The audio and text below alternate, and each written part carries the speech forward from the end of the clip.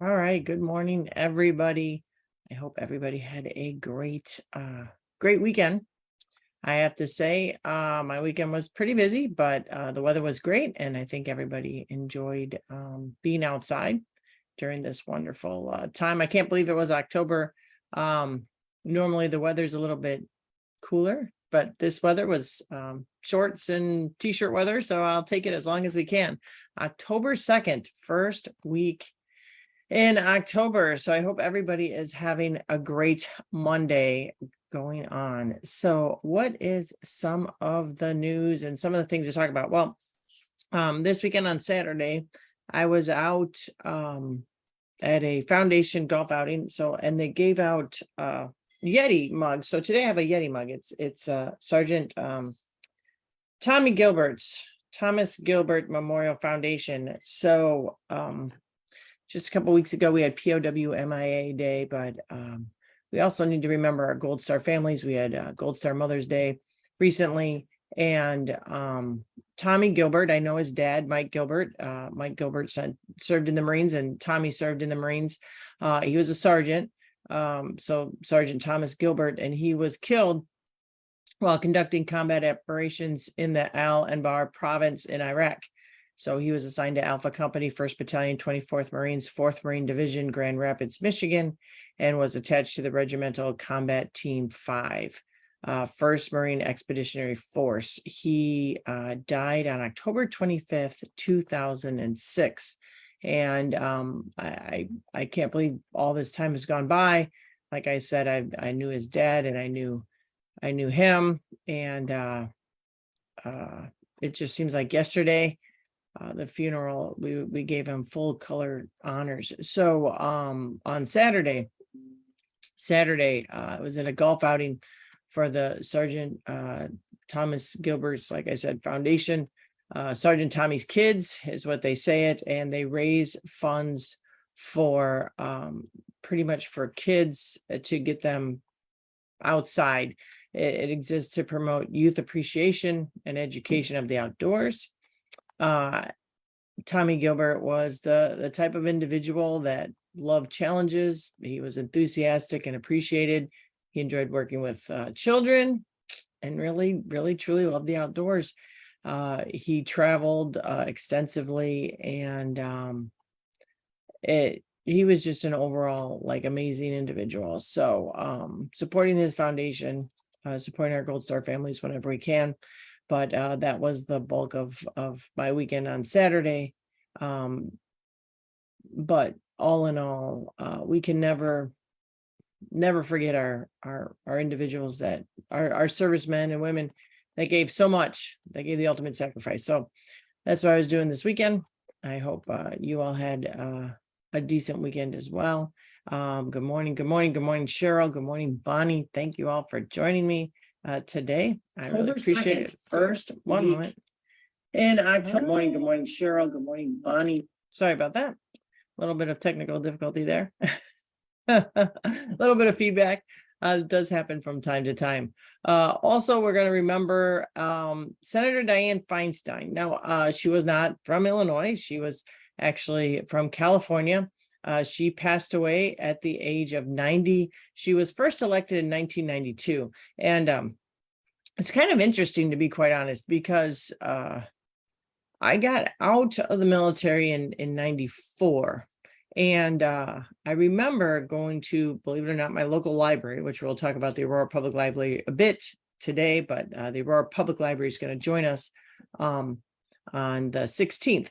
But I remember going to the public library and reading a book, seeing a book there, 95, 96, when I went off to NIU, that said 1992, the year of the woman. And I actually, picked it up just because I thought it was an interesting title. Sometimes I just pick up books based on their title, and read it, and read about Dianne Feinstein. And she was one of the 1992 women. She was elected in 1992. That was dubbed the year of the woman. Now we've gotten a lot more individuals serving that are female.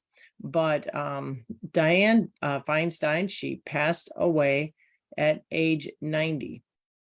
She was the oldest member of the U.S. Senate, the longest serving female senator, and the longest serving senator from California. She had planned to retire at the end of 2024 when her term was up. She had been facing health issues.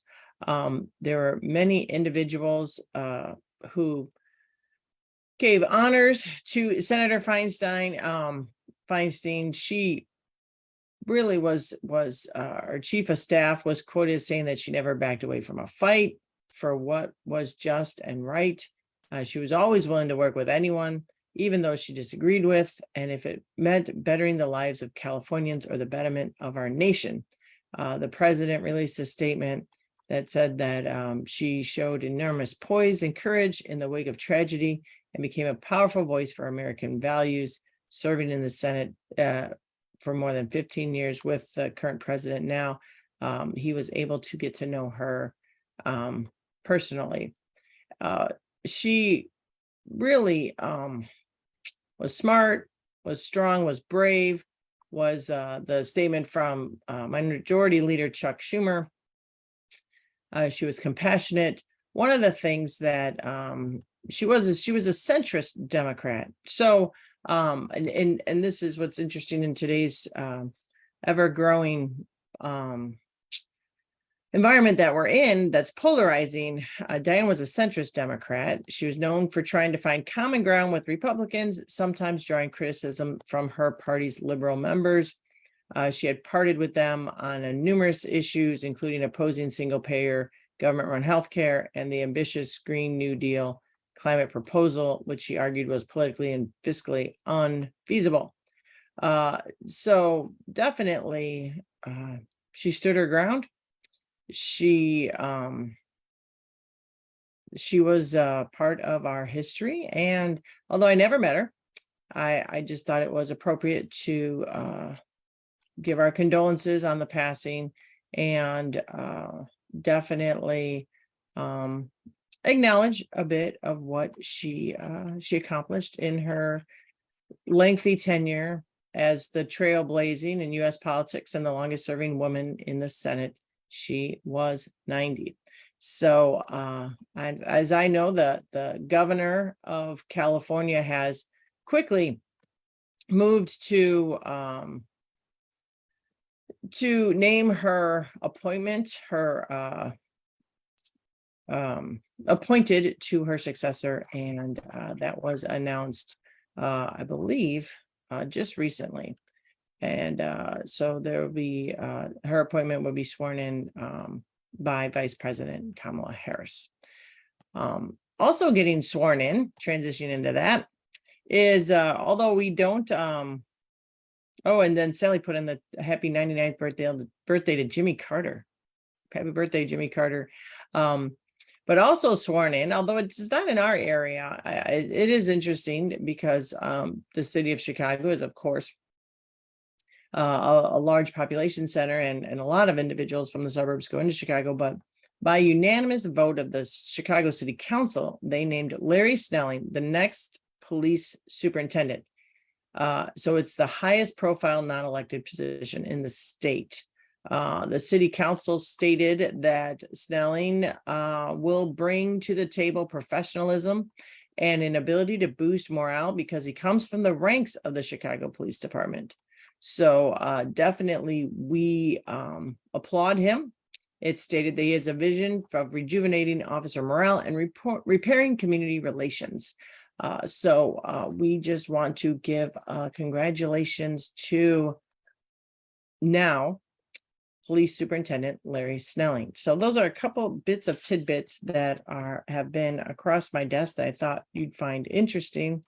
Another fun tidbit, when we're talking about October and we're talking about pumpkins, Illinois is number one. So we're not going to talk about sports at all. We're not going to talk about any sports team whatsoever. However, when it comes to pumpkins, the pumpkin provider in the nation, the state of Illinois, is number one. So it was a little bit of a rough start to the season with drought and rain, but Illinois is now poised to retain the number one title for the nation. So despite the drought in May and June, they had a good year for pumpkins. They're looking at a pumpkins crop that's going to weigh at least 650 million pounds. In 2021, 652 million pounds of the pumpkins were gathered, more than the next 5 states combined. So 650 million pounds of pumpkins is coming out of Illinois. So nationally, across the nation, Americans consumed more than 5 pounds of pumpkins per person per year for about 2 decades. That's what they're stating. So what does Illinois have? Illinois has 15,900 acres devoted to pumpkins, more than twice that of any other top 6 pumpkin raising states, according to the USDA. Now, if you want to be smart on pumpkins, know a little bit. There are 2 types of pumpkin businesses in Illinois. Those make, those sell the jack-o'-lantern pumpkins, and those that make pumpkin pie possible. So 80% of acreage is devoted to pumpkins for processing for pumpkin pies. So why is Illinois so great? Well, as you might know, I've known, Illinois has one of the best soils to grow in. Pumpkins likes well-drained soil, a little on the dry side. So in downstate Morton, home of Libby's pumpkin processing plant, it proclaims itself the pumpkin capital of the world. The plant was built in 1925 and has been devoted exclusively to pumpkins since 1970. Another processor in Priceville, Seneca Foods, is about 25 miles away. So there are thousands of pumpkin possibilities, but Libby's has a proprietary seed. It produces pumpkins with a thicker rind and a creamier outside that you can carve up. And processing pumpkins is usually sweeter and meatier. So let's talk about the other pumpkin industry. Those are what you put on your porch for Halloween. So definitely there are a lot of farms that have pumpkins. There's a pumpkin farm in Pingree Grove. I buy pumpkins right down the road here by us. So despite the traditional orange pumpkin, if you go to these pumpkin farms, it's amazing. They have white pumpkins, they have large pumpkins with a lot of warts on it, and a really interesting creation with regards to pumpkin as Halloween decor. So definitely look at the fall festivals. There are, I believe, Oswego just had their fall festival, but there's plenty of them. And you can look at buying the perfect pumpkin for your house. And definitely they do have pie pumpkins if you want to make your own pumpkin pie from scratch. But they also do a lot of other things as well. So congratulations. We have the best pumpkins around, and we are #1. So at least we're #1 in something. Again, I'm not going to talk about our sports teams here. They're, goodness gracious. We're not going to talk about that at all and ruin your Monday morning, but we're going to talk about being #1, and that's in pumpkin production. So that's right, Bonnie. We can't play football, but we have pumpkins. That's wonderful. So that's pretty much the bright spot that we are looking at with regards to Illinois. Another thing that we need to look at is, as I mentioned, we had a drought earlier this year. The climate is changing, wildfires, and the state of Illinois has the wonderful Shawnee National Forest. Now, if you've never been to Shawnee National Forest, it really is something that you have to put on your list to go visit. Years ago, goodness gracious, maybe over 20 years ago now, I did a 5-day backpacking trip through Shawnee, and I have to say it's just amazing natural forest that you have towering trees, and where there's wetlands and rock formations, and it's just wonderful. And when you tent camp like I did, we were in a group, you get to just see so much more of nature. But we need to look about, and this is what our Department of Natural Resources looks at and needs to really be cognizant of, is this climate change that's drying out the ecosystems and making the forest really vulnerable for forest fires.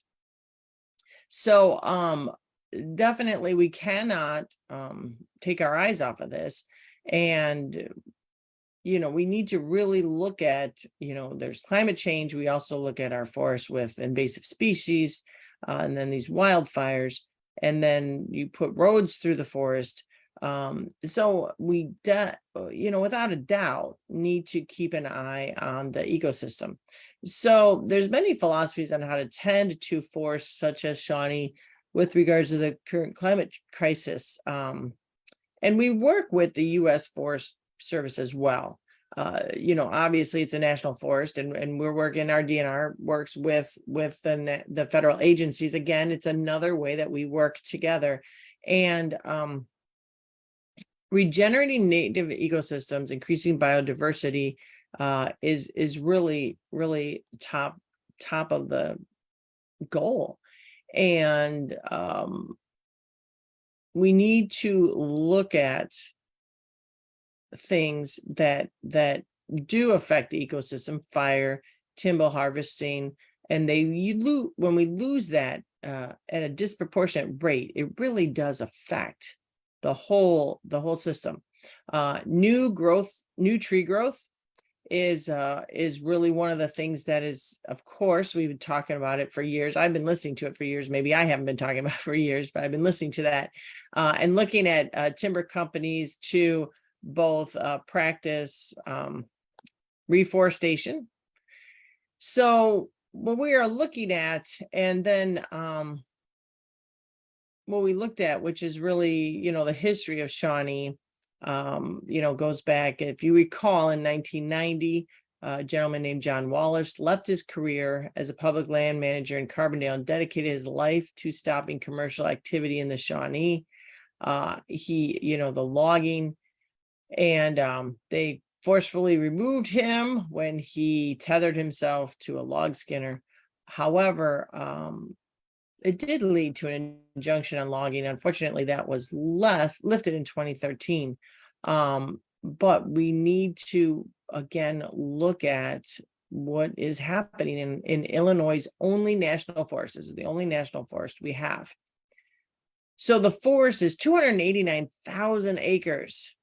And definitely they have a lot of mature oaks there. And then what we're looking at is trying to preserve them and leave them alone. So the environmentalists, of course, are campaigning to transfer oversight of the Shawnee from the Forest Service to the National Park Service, whose mission is to preserve national ecosystems. So again, we're working in hand with that, even though they are ultimately under the national level of government. We are looking as well. There is a proposal to do that. There's also a proposal to have a destination such as the Garden of the Gods. If you've ever been to that, that's in I believe Colorado. That would be a national park as well. And we are looking at Shawnee to become the nation's first preserve created to mitigate, again, climate change as well. Public hunting, background camping, other of that would be permitted. So it's an interesting thing. These things come, again, as I've said this before, come across my desk, and we look at reports and we look at things on how we can look at all of Illinois. So I've talked about Chicago and going all the way down to Shawnee. There's so much diversity in the state of Illinois where really it's just amazing. It's one of the things that makes Illinois, I believe, one of the best states there is, because you can go into the city to the north, you can drive all the way down and be in farmland, and then if you can go all the way down to the tip to Shawnee, you're in a beautiful forest preserve. And that's just, and we're number one in pumpkin producing. So it just makes Illinois such a wonderful, I believe, such a wonderful place to be. And I'm not staying, so I'm not leaving. I'm staying. Another thing, now we're gonna really move on. I mentioned Chicago. There was an article in the newspaper that Treasurer Michael Frerichs, who had been a resident of Central Illinois for pretty much the majority of his life, has now relocated to Chicago. And his statement is he's quoted in the paper and is stating, supporting women in their careers is so very important. Recently, we just congratulated him in the birth of twins, his two young little ones, and he relocated to assist in his new wife's career because it's closer to her job. She lives in Chicago, and if you haven't read the article, it's a very nice article, and it talks about sometimes just like in everyday life, but supporting women in their careers is important as well. So congratulations to Treasurer Frericks and his relocation, and pictures online of his two little new ones are just so adorable. You can check them out. So what is the state of Illinois looking at? What did I do? I mean, you guys are just working on and on. So this week it's the return. It was really fun. Months ago, I was talking to Bill Manzano. He is the interim executive director of the Aurora Chamber of Commerce, and he mentioned to me about things that we used to do in the past. I've been a chamber member for, goodness gracious, 20 years, I believe. And I said, well, we used to have legislative updates. And so this past week, since COVID, they never had a legislative update. So this past week, we were able to meet with over 60 members of the Aurora Greater Chamber of Commerce at lunch and give legislative updates, answer questions, and start, really connecting again in the way that we used to do before COVID. It's incredible to me to realize how much everyday things were pushed to the side, and now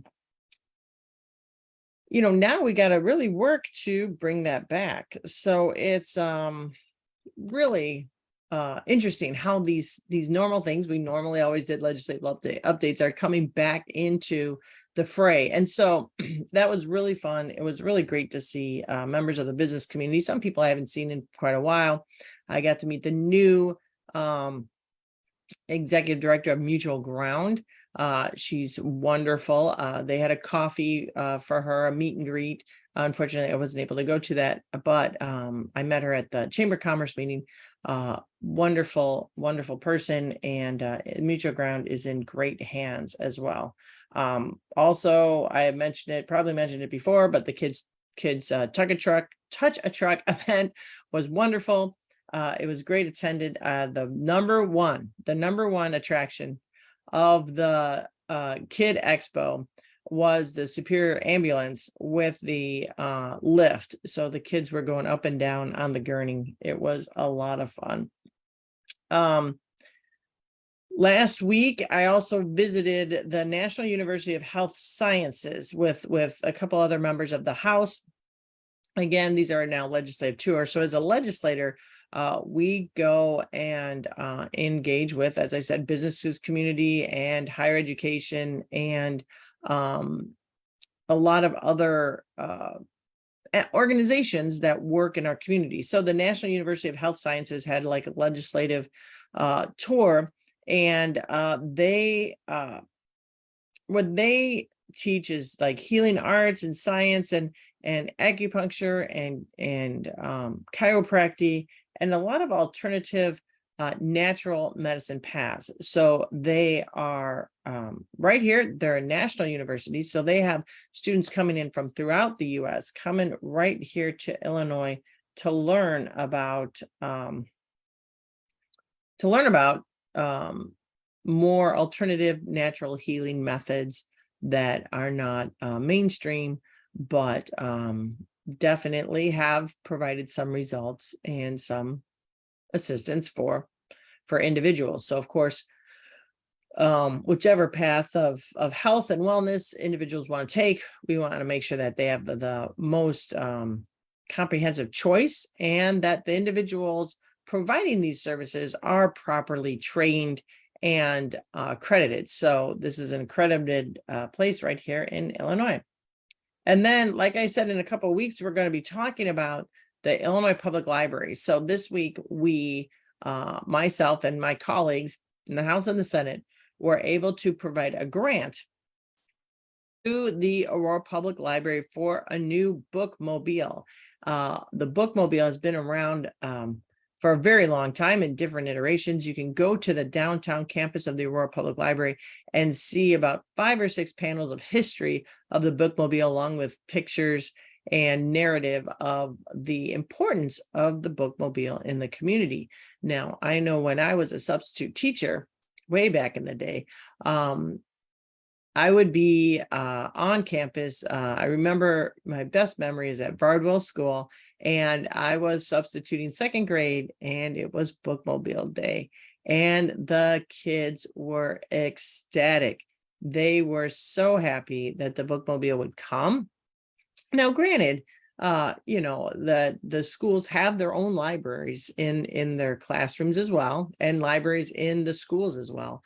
But the bookmobile, provided an avenue to look at more types of books, and they just really liked checking out the books of the library at the bookmobile, going on the bookmobile, and the individuals on the bookmobile were always so helpful and so kind.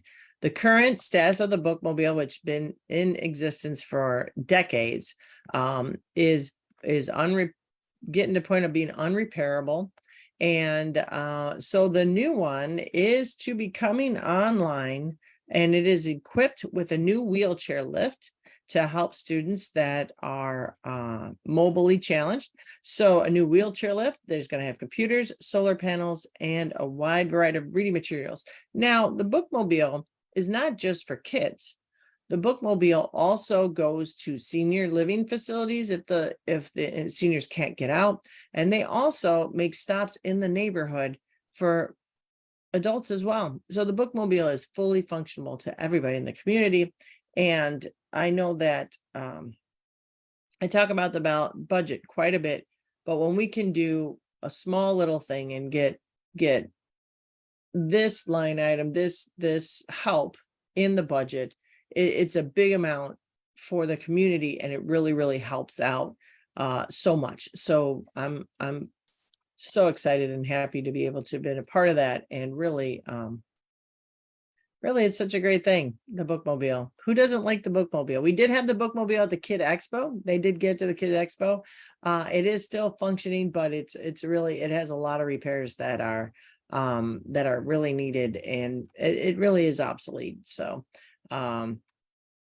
can't wait to see the state-of-the-art bookmobile myself. I'm excited about it.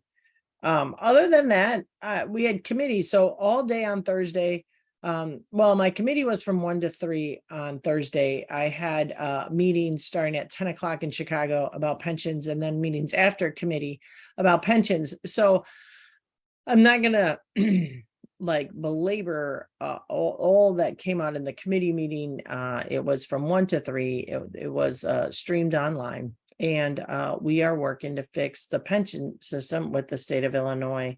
I have been working on this since January. So we talked about police and fire. We had testimony of really the challenges of our first responders, and I'm just so happy because we had by Zoom, we offered up, we had senators on the call, and then reps, and then we had other individuals testifying on the call to talk about the pension system, and to talk about how it is really stifling the ability of the state of Illinois to hire qualified individuals in our schools, in our universities, in our state, in our fire and police departments.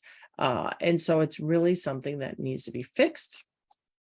I'm so honored to be the chair of pensions, to be able to work on this. So that was my Thursday afternoon, evening, morning. I did take the train down. So I was able to book a bunch of meetings in Chicago, so I didn't have to leave and drive anywhere. So I did take the train down, and I have to say, why spend 2.5 hours in traffic when you can just spend 45 minutes on the train? So every time I try to do that. So not finally, I still have a little bit more of an update, but free car seat checks. Now, obviously my children are grown, but if you have young kids, please insure. So National Child Passenger Safety Week. The Illinois Department of Transportation encouraging parents and those that give care to kids or have child care like moms and dads that help out with their kids and their grandkids. If you have a child seat in your car, make sure that you have it checked out. They will look to make sure it has the current safety, you're putting it in right, and making sure that our kids, all kids, are properly protected. There are different ages and different sizes. So if you need help, if you want to know where you can get your car seat checked, you can always reach out to my office and we can connect you with individuals that can do it. We had child seat checks at our Kid Expo. They do have them from time to time. So other than that, facing the state of Illinois, we talked about it before, but it's still an issue that are facing the state of Illinois is individuals that are seeking asylum. They seek asylum in other states, and those states are putting them in a bus and sending them to Illinois and a few other states. What is now happening is so buses of asylum seekers are coming, and they're now coming in double digits a day. But the worst thing is these other states that are sending them are not it's just so horrible, are not being considerate at all. So what we're getting reports now are buses that are coming in at 1 a.m. in the morning. We have a space for them. We haven't what is called a landing space or whatever you want to call it. So it's normally open pretty much 6 a.m. to 10 p.m. That's where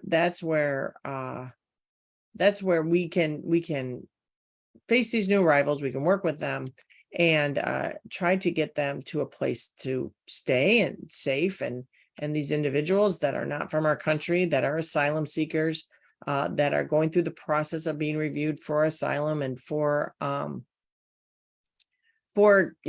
maybe ultimately citizenship, but so they're not even being considered of these individuals' safety or their arrival. So some of them are coming in at 1 o'clock. The landing zone, closes at 10 p.m. And so when these buses come in after 1 a.m., it's very difficult. It's very difficult. And it really is just a shame that people are being treated that way. So we're looking at now thousands of people daily. And if this continues, the state is trying to work with the city, which is trying to work with the federal government, all three components. And it's a concern. Now, obviously, I don't represent Chicago, but of course, as a state rep, we have to look at both the state and things to that effect.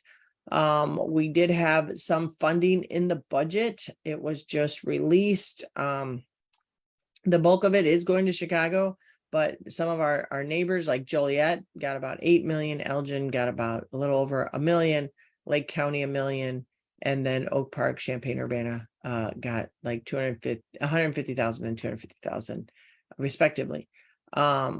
So that's something that we are working with. And like I said, I believe the federal government just approved for migrants from Venezuela that they will get work permits so we can start working with these individuals. So it is something that is working hard, and we are trying to get services for these individuals. It's a big job. And but I think that you should at least respect individuals and make sure that when they come to Illinois, when they're being sent from other states, that they should at least have them come at a reasonable time so that they can have reasonable accommodations when they get here. Just treating them that way is just despicable. Other committee hearings this week, I talked about pension hearings. The Senate had a public health committee hearing. They listened to many experts on the effects of long-term COVID and mostly in underserved communities. So COVID is still out there, and individuals that are suffering the long-term effects of COVID are still struggling.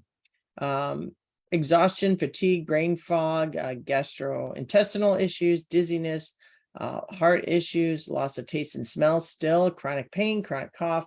7% of the population suffer from long-term COVID symptoms, with women being disproportionately impacted.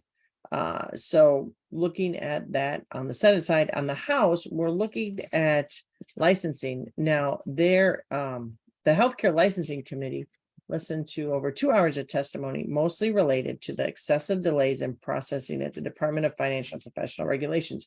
I know I get emails from time to time of individuals that have come to the state and need their licensing processing. They've been very delayed. They're losing jobs. There's a shortage in our hospitals, our nurses already. The Secretary of the Department testified that they're aware of it. Technical issues, staffing concerns has plagued the agency. They're trying to get a new licensing system with the Department of Innovation and Technology, but that turned out, that was determined that method was not feasible. So there's a lot of issues with IDPFR, but they're looking at that as well. So the healthcare licensing are going to meet again October 3rd, tomorrow at 10 a.m. And there's a special committee on the Chicago Elected School Board that is to meet October 3rd and the 12th. COGFA released a lot of reports. One of them, COGFA, I've talked about COGFA before, Government Forecasting and Accountability, Commission on Government Forecasting and Accountability. And they are required to certify and publish no later than September 30th, the minimum salary wage for teachers who serve full time. So we, a couple of years ago, set a minimum salary for teachers because of the teacher shortage throughout the state. And so COGFA released the report with regards to that. They also released a report on wagering. So there's a lot of reports that,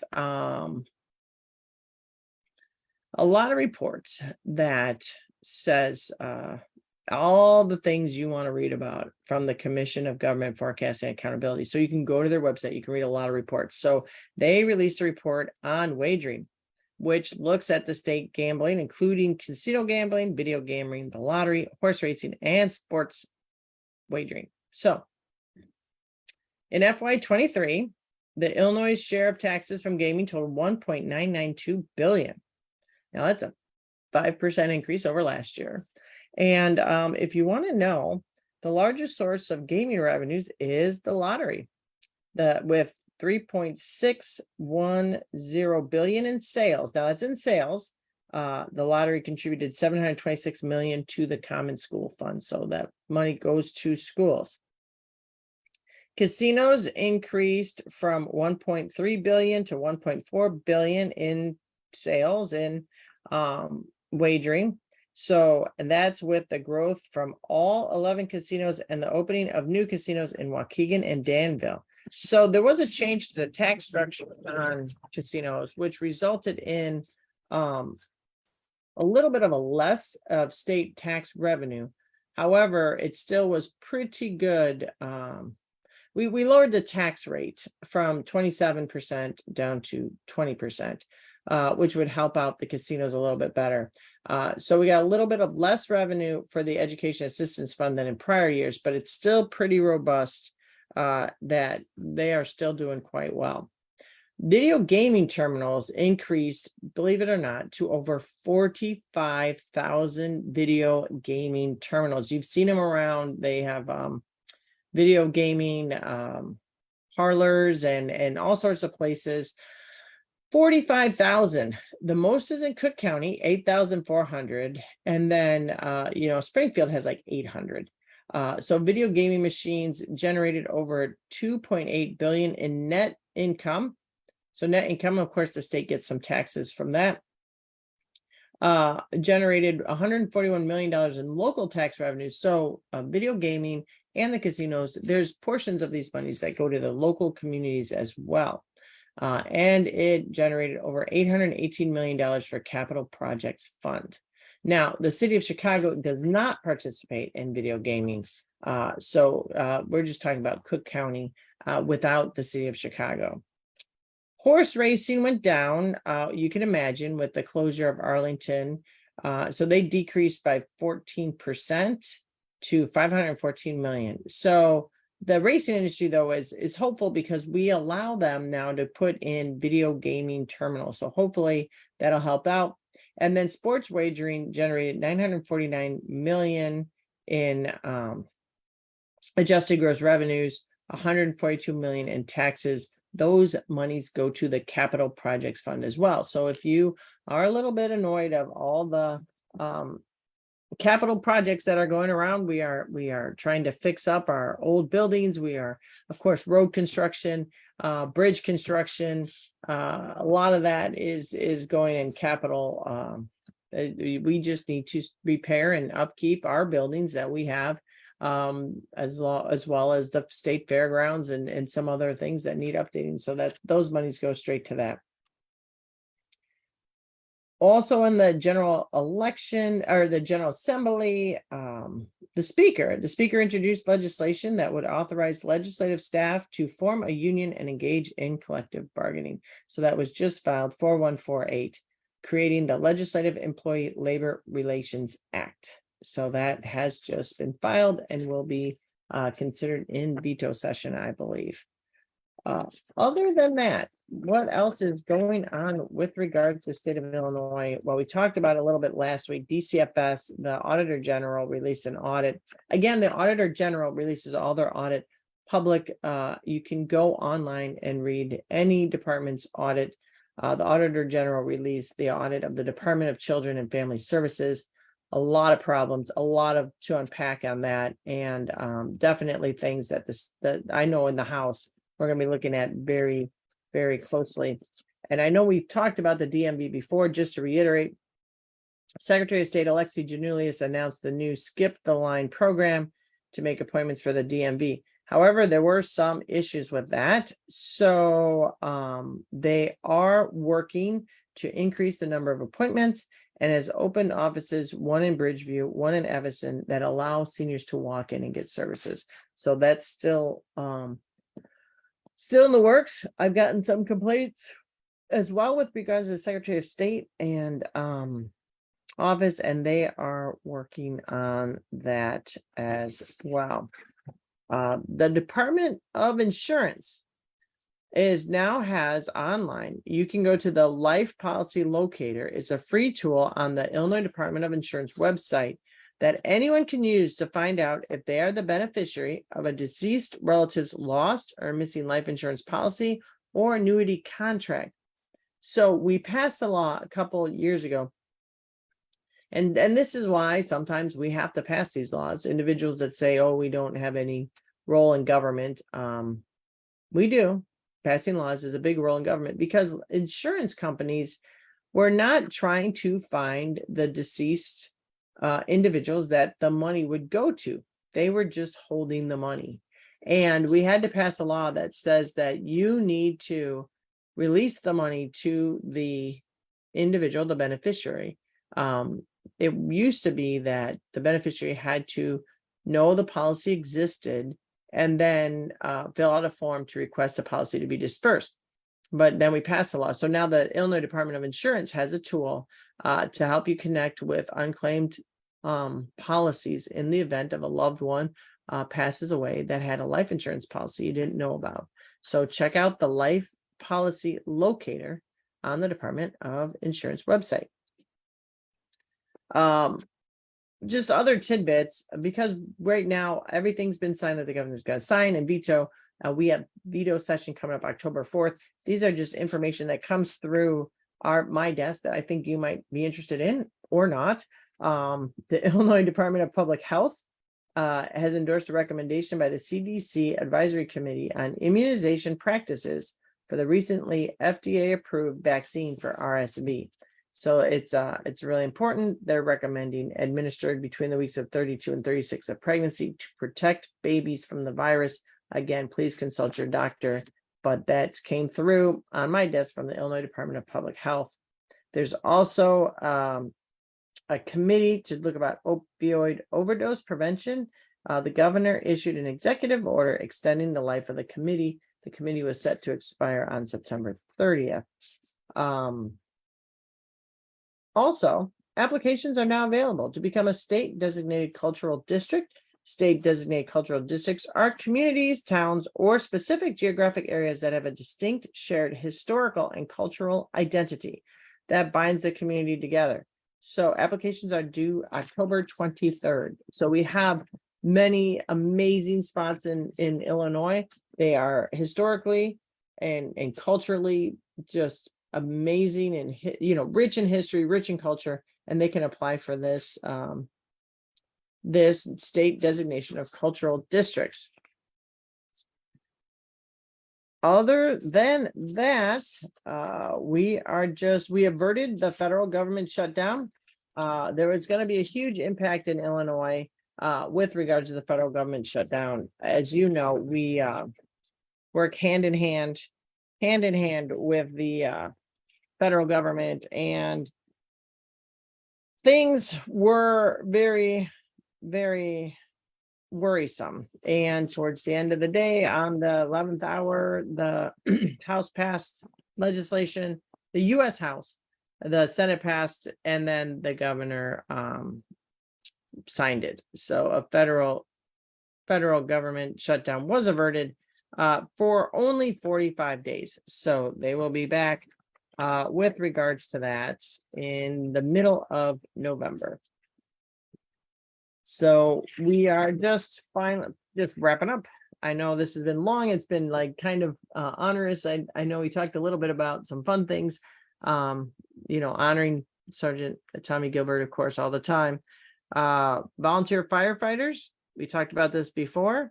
There is a lack of volunteer firefighting. So if you or anybody would like to be a volunteer firefighter, definitely reach out. And then finally, we had 20 schools named National Blue Ribbon Schools.